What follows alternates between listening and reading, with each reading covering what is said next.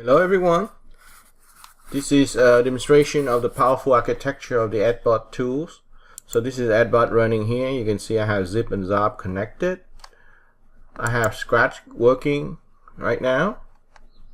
It's just sensing out of zip. So you can see if I move my sensor, you can see it's working and it's changing the IR left and IR right here.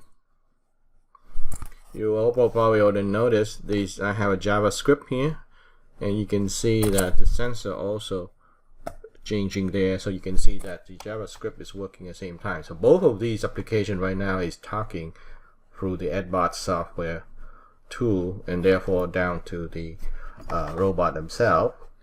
I also have a Python script here, which involves zip and zop, and they're working together. And let's see. I am Zeb, your friendly dog. See, I'm using the sensor here, and it's still working.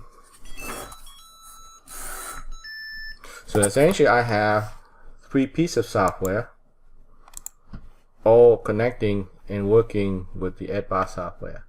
Scratch, JavaScript, Thonny, therefore Python.